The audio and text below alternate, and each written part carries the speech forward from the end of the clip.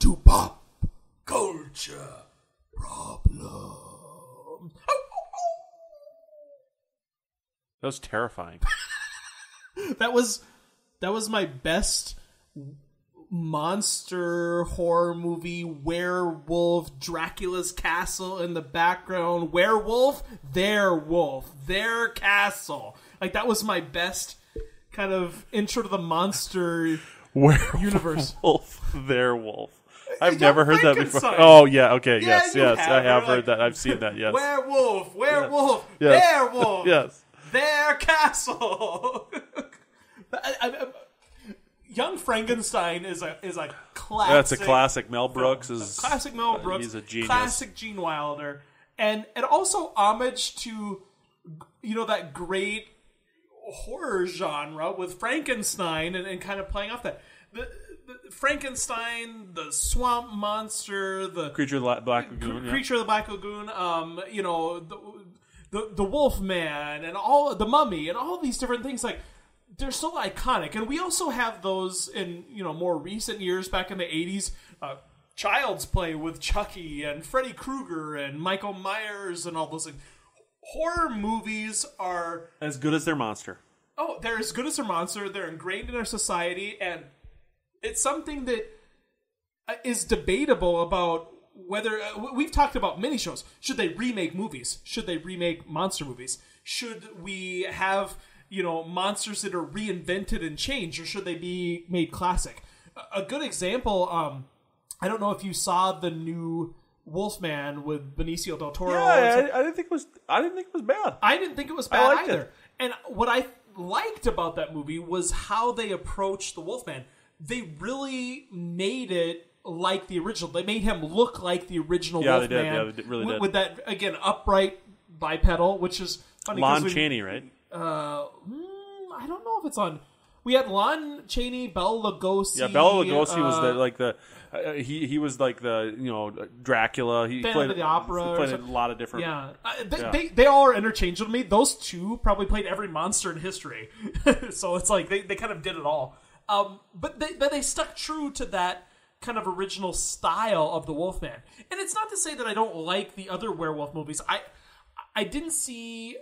I don't know if there was original versions before the American Werewolf in London. I think that was the first version of that film. I don't know if there was a 1930s version or something like that. I was right. Lon Chaney. Lon Chaney. Yeah. I'm sorry that I was wrong. I'm sorry that I can't be more right for you. American Werewolf in London. Did you see that? Yeah, I love that movie. Yeah. And American Werewolf in Paris was the follow-up. It was a little bit newer, and I don't think it was received as well. I kind of liked it, growing up, because I saw that movie first. Well, I went back to see American Werewolf in London, but I also like that movie because they did werewolves and the Wolfman, quote-unquote. And it was practical effects. Yeah, exactly. And they did it in a really cool and unique way. So I can appreciate the reimagining of the werewolf monster, but also appreciate the staying true to the Wolfman character in another film. And I think it's all okay together. And I think werewolves are one of the underappreciated classic monsters. You don't see them utilized as much as maybe because they're harder to utilize, but you don't see them utilized nearly as much as vampires are everywhere. Yeah. And Dracula has been everywhere. I think Underworld did a good job. He's fairly, It was the battle between the Lycans and the the vampires. Yeah. So I think that was kind of well done. But yeah, you don't see him enough and used in the correct way sometimes. I think a lot of time it's almost like a Hulk character. Yeah. You don't want to make him angry because he'll turn into this. It's almost like they use it in that regard. Like, this person changes and becomes this feral demonic kind of creature. Demonic type creature that is similar to the Hulk. Like, it's not using any lore or any kind of build up and explanation of the character. I like it when a movie sets up its rules and it follows its own rules. Vampires. See, but I feel like, and my sister and I have debated this. I feel like we need to have some kind of global conference or some kind of fantasy. We need to put some rules, hard and fast rules down on vampires. I don't think so. But here's one of the things. We need to put on some hard and fast rules on what are their weaknesses, what are their strengths, Okay, what works against them, what doesn't. But here's the thing. I don't think that that's necessary, because like tell me 3 things about vampires. They can't go out in sunlight. Can't go out in the sun. If you stick a stake through their heart, they die. Okay. And they drink blood. They drink blood. Okay. So, for instance, Bram Stoker's Dracula is kind of with the Gary Oldman version, very iconic. It was well received. One of my best or favorite character makeups is him as the old Dracula with that white wig. Absolutely, yeah. And that was fantastic. I actually saw the wig at a Planet Hollywood, and it actually went up for sale, and I thought that would be so cool to own because it was so that his look. He's a very transformative actor. He can be so different in every movie. But I digress. Looking at that vampire in that movie, it wasn't he couldn't go out in the sun, but the sun made him weaker. Yeah, he was like a normal human in the sunlight, right? Correct. Yeah. But they took a little bit of liberties, and they said it kind of made him. I think it was something that made him weaker, or what he wasn't at full strength or whatever in the sunlight. Other movies you see, Interview with the Vampire. I mean, Kirsten Dunst burns as a into 6-year-old, ashes. like a 6-year-old vampire. Yeah, when the sun hits her, she turns into ashes. I'm okay if you bend the rules, or even more so, I really like it when they blatantly laugh in the face of the rules. I like it when they tell the audience, no, that's wrong. A good example, Roald Dahl's The Witches. That's old book, and they made a movie, Angelica Houston and everything. And one of the interesting things in that book, and I think in the movie as well, is the little boy's talking to the grandma at the very beginning, and he's like, well, witches, they're green, and they have warts and black hats, and they fly on brooms. And she's like, no. Real witches are bald, and they have long fingernails, so they usually wear gloves to cover them up. And she was like, no, everything you've ever known about witches is wrong. And that was a cool spin to it, because you had a preconceived notion about what witches are. So I'm okay when a movie says, I'm watching a vampire movie, they don't like garlic, right? I'm okay if they're like, no, that's an old wives' tale. I can eat garlic. Chicken Alfredo pasta and garlic bread's my favorite meal. I'm okay with that, because it almost squashes those misconceptions and says what people. Well, actually, this is what the truth is. Yeah. And it's almost like they're giving you a peek behind the curtain. They're letting you see the wizard a little bit about what is actually happening. And The Lost Boys. Have you seen that one? It's been a long time, but Kiefer Sutherland. Yeah, Kiefer Sutherland, and one of the coolest things about that movie is you have these kids that are like the vampire geeks that they kind of get the hint that the vampires are taking over their town or whatever, or living in their town, and they have who they think is the head vampire over for dinner. The mom is going out on dates with him and stuff, and because he's invited into the house, those weaknesses don't have any impact on him, but they load him up with garlic. Oh yeah, and they're oh, his throat's gonna melt, and it so happens that that's all of a sudden they don't think that he's the vampire, but then he comes back and he's well, spoiler alert, he's it didn't work, guys, because I was invited into the house. Okay, but it's just I see where you're coming from there, but to me, if we would make I think Twilight's the thing that bugs me. Okay. Glittering in the sun. Come on. See, I didn't see Twilight. I couldn't bring myself to see it. Because I can compartmentalize and say, this is a movie that doesn't follow the core values, beliefs, or the type of movie. I don't like the tweeny comedies and romance. And obviously it was very skewed in one direction of, not being as sinister as a lot of the monster movies are. Not, because again, ultimately monsters are evil. Yeah. And you might have Frankenstein, got a heart of gold, misunderstood, but ultimately there's kind of a evil element to the lot. Werewolf. Oh, absolutely. Yeah. They're mean. They're evil. They're things you don't want to be otherworldly. Around. Yeah, there's that seduction of the innocent element to it, where the seduction isn't a good thing. The corruption Oh, is not a absolutely. good thing, and we creep into this stupid area where like we have like this moral equivalence where like, oh well, the vampire had a bad formative experience when he was becoming a vampire, and that's why he's the way he is. And no, he's a bad guy. He's just evil. Well, I also see, like, I'm gonna, I don't know. So tell me about the glittering in the sun. Yeah, What was like that? Twilight. The vampires aren't like hurt by the sun. When they're hit by direct sunlight, they like glitter like a disco ball. Okay, so almost like it's revealing that they're a vampire. Yeah, but like, and see, like, So see, that's a I bad haven't example. read the books. I've seen the movies, but I'm not even 100% certain that like vampire myths or lore are like a part of the Twilight universe. Is it just accepted Like, that vampires are? No, like they're under the underground, and like they're not public and things like that. Like they stay hidden, but at like no point is Bella like, oh, I think he might be a vampire. Maybe I should avoid him. I You love like how my your voice? voice for Bella and also other people who are concerned about the origin of it, like, are the same. Like you just, I don't think that. Okay, so I'm gonna compare Twilight to another series and say that Twilight's bad. And again, because I don't like that type of movie to begin with, and it doesn't necessarily follow the lore correctly. True Blood. Have you seen True Blood? Oh yeah. I liked True Blood. I did too. Loved it. But here's the thing. True Blood took the vampire mythology and it kind of put it on its head.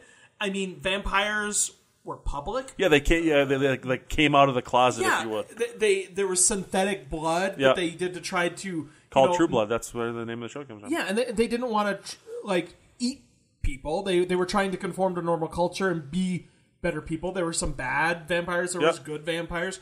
If you took vampire blood, it was equivalent of like a drug or something. Yeah. So they That's added cool. Yeah. all of this stuff that wasn't. Yeah. So if we had a conference to come up with the rules of vampires, But I want it more to be about like what the weaknesses and stuff are. Well, but here's the thing: you might not have some of the shows that have taken liberties, so you might limit those, or you might ruin some of the older versions that have kind of had limitations on it. Like some of the better, like the old monster movies, like the black and white, Bela Lugosi, Lon Chaney, those kind of things. They were very simplistic in form. Oh, absolutely, yeah.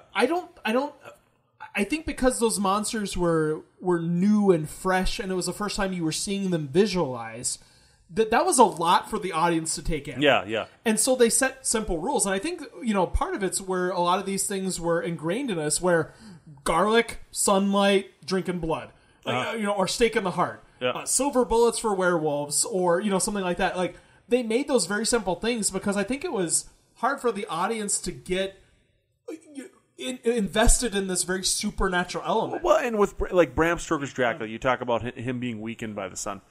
You know what? As long as the sun is like a weakness for him, I just don't want him to like the TV show Angel. He just couldn't be in like direct sunlight. He could go out during the day, but it like weakened him, and he didn't want to be in direct sunlight. Like I'm cool with that. I'm okay with that. But like I don't want like a situation where like vampires can just like walk around willy nilly. Well, yeah. Because to a certain extent, that like makes them too powerful. Well, but they might have other weaknesses, or might have other things. Like one of my favorite vampire movies of all time is Interview with the Vampire. I think Yep. It is eloquently done. They made it grounded and surreal. There were so many elements, and they, to my knowledge, and I might be wrong, added an element that was never part of the original lore about if a vampire drinks the blood of someone who is deceased, they will then either die or be harmed by that. Okay, And I don't think that was in other vampire. I don't think they ever addressed that issue. Mm-hmm. But that was a cool element and a cool twist. So that's a weakness that was presented that was new. And I think if you start pigeonholing certain things, you kind of lose some of that creativity, and you end up with these cookie cutter movies. You end up with this cookie cutter. Well, the vampire's obviously going to be destroyed by a stake through the heart, or by the window opening. You know what I mean? Yeah. Versus like, the vampire Lestat, played by Tom Cruise, Drinks a spoiler dead man's- alert, yeah, not yeah. dying, but Drinks a dead man's almost blood, yeah, dying yeah. by the blood. That's a cool, nobody expected that. Yep. And it was a cool way for them to incorporate into the movie and have something different happen. So I don't think that you're wrong saying that there should be some standards, but I think that we should be able to be flexible with them. And I think if you write them down, or you have who agrees upon those, who comes up with that. It's all subjective. It's like if you were to tell me the core tenets of what makes Batman.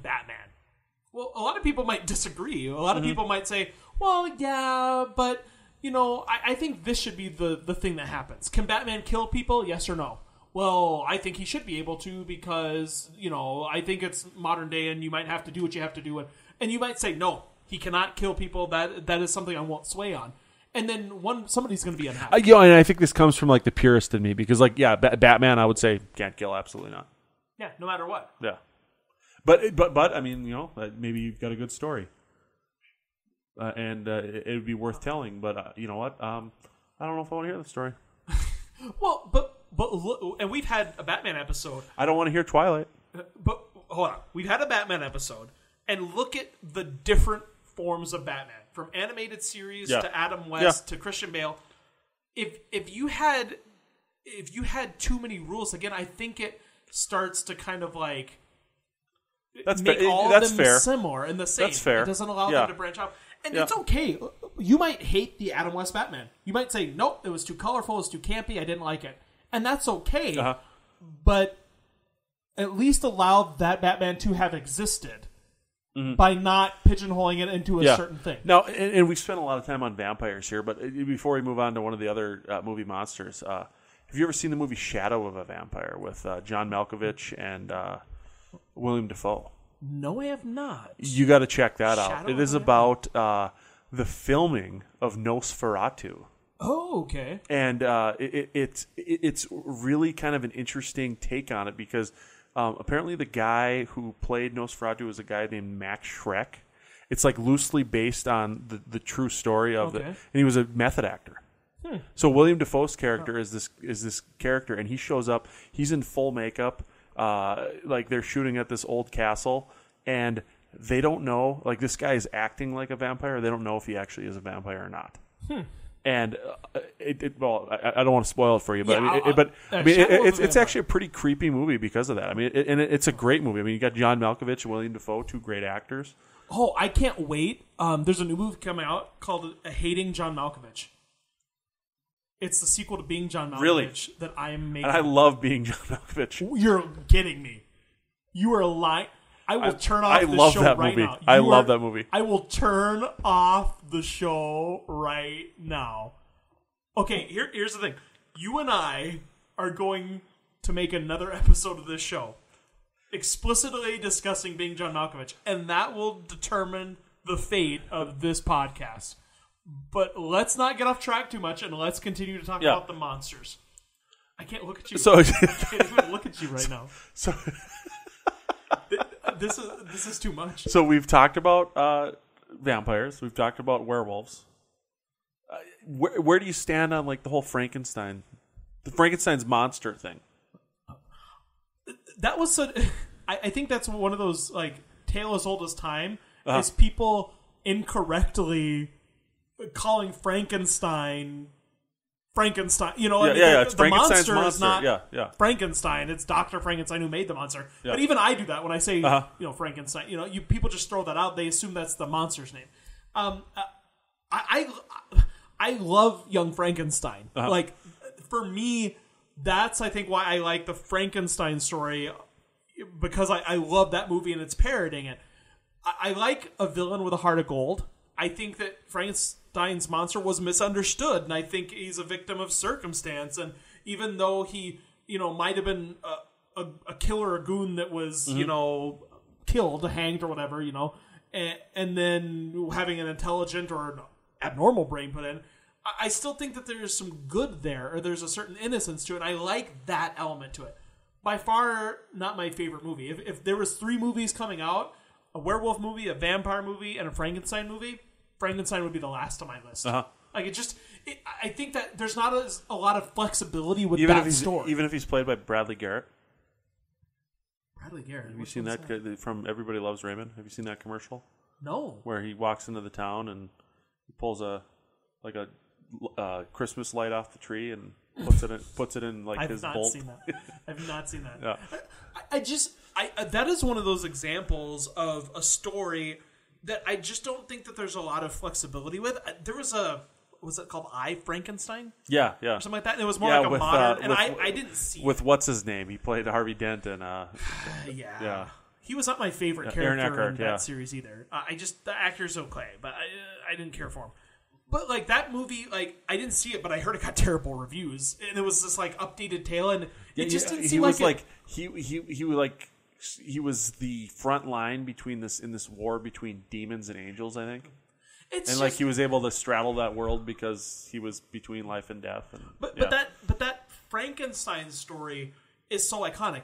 When you say vampires, you know what I mean? That's a whole genre, and it's not dealing with Dracula. No, yeah. So you're not saying, Dracula is a certain story and certain tale, but there's other vampires that exist. And to me, Dracula is far more terrifying than like a generic vampire. Oh, yeah. Well, it's kind of that, king of the vampires. It's like when you're looking at like Interview with Vampire. Well, Stat's the scariest one because he's the oldest one. He's the origin. And, he's the most powerful. But again, with that, you have multiple people. Werewolves. There's multiple werewolves. Yeah. I guess there's the wolf. But there's not like an alpha wolf. Yeah. It's like there's multiple. There's only one Frankenstein's monster. I mean, there's the Bride of Frankenstein and whatever. But there's not like other versions. It's not like, well, there's 100 different, reanimated corpses walking around, but Frankenstein's monster is the most prolific of them. He's the only one. So it's hard to deviate from that storyline. Have you watched Penny Dreadful at all? No.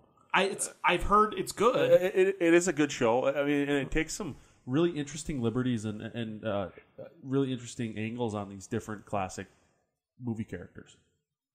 And I think the Frankenstein monster, Bride of Frankenstein, is probably the most interesting of all of them. Really? Yeah. I just really love what they did with that whole story and how it relates to. I love what they did with Madeline Kahn in Young Frankenstein when they gave her the Bride of Frankenstein hair at the end. Yes. I mean, Sweet Mystery of Life. At last I found you. It's just she's that movie is just so good. Yes. I mean, there's nothing that I can say negatively about that movie. It's just is it Robert De Niro or it's Robert De Niro that played him in Mary Shelley's Frankenstein the Monster, correct? Yeah. That came out in the 90s or whatever. Yeah. I didn't see it.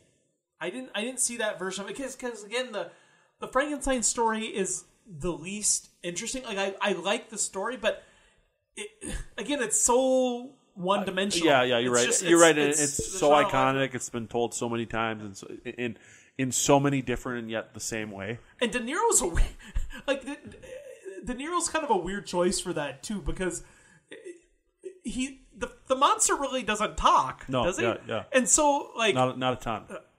And so I just pictured De Niro's face and his facial mannerisms, and I'm like, what? I can't picture him as the monster, and he might have done a great job, but it's one of those things it's hard for me to. I almost wish they would have an unknown because the monster is so generic. It's literally a randomly chosen reanimated corpse, and he should almost be faceless. Not really faceless, but like faceless as far as not knowing him. I think that's one of those instances of not having an actor that's really well known. Yeah. Because I think it becomes about the actor. And how can you say, oh, De Niro's artful performance of the monster? What? He groaned and he walked around like that. That's really what he should be. Maybe I need to watch it before I judge him. Because I like De Niro, but I just feel like what can he add to that? Yeah, I gotcha. What other monsters are there? Well, there are like the lesser known Universal monsters. Not lesser known, I shouldn't say, but not as prolific, like the Creature from the Black Lagoon. Yeah. The Mummy.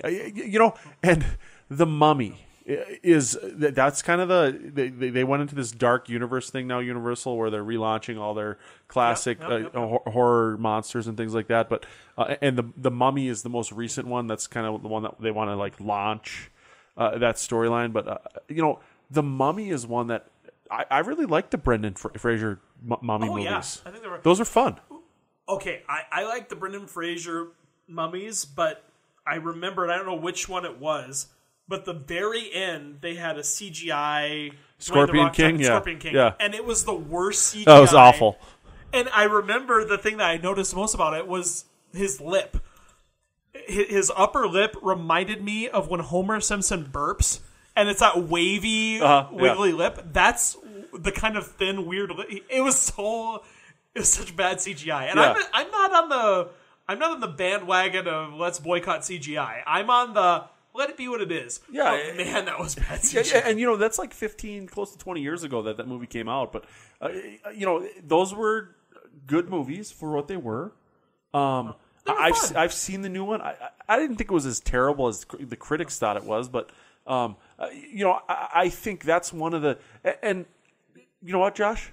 You changed my mind. I don't think we need to set these hard and fast rules because I think that people go into these movies expecting something, and if they don't get what they expect, they get mad, and then they get hypercritical about it.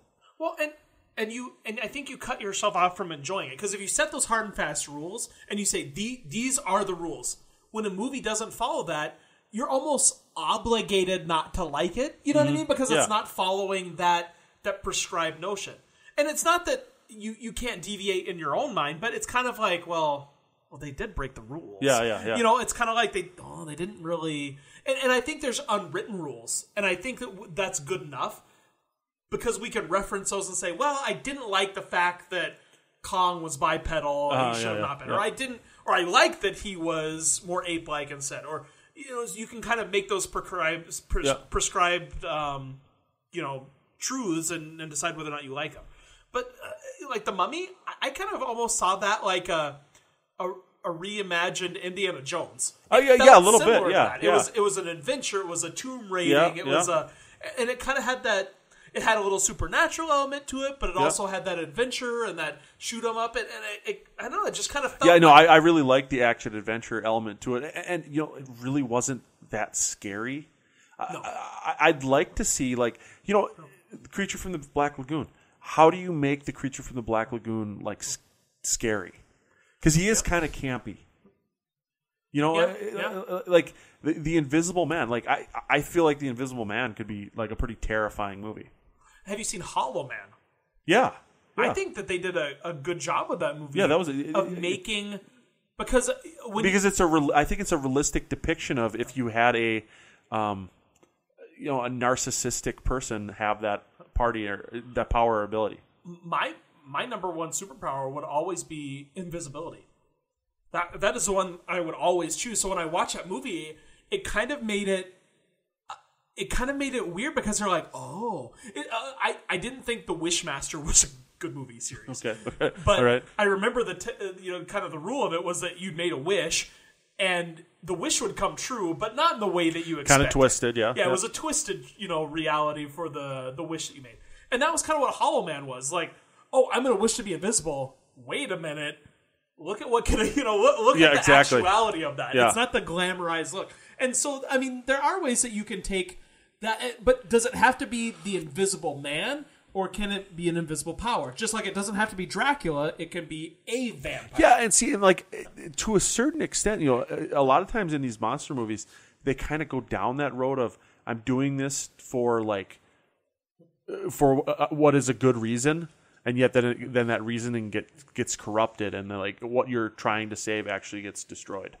Yeah, and that's kind of an element to a lot of these different monster movies. And I think it was Dracula Unbound was the one that came out a couple years ago with told his origin story or whatever. And Dracula Untold, I think it was, not Unbound, Untold. And that was going to be kind of like the launch of this shared dark universe with Universal. I actually didn't hate it because there is that element of Vlad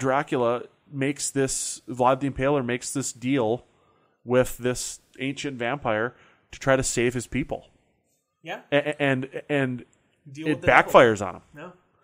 And like, to me, that like there's that's kind of a like an attractive, like making that Faustian bargain with this great evil to do a great good, and it backfiring on you. I love origin stories. I like Yeah. to and I'm gonna mention one thing, which is gonna lead me to a question, which is gonna lead me to we need to do another episode. I always kind of wanted, because I love Freddy Krueger. Mm-hmm. They were initially going to do origin story because you know that he was burned by the people in his village. You know that he was murdering kids, and they were going to do this. Imagine the complete, like, that is a totally separate movie.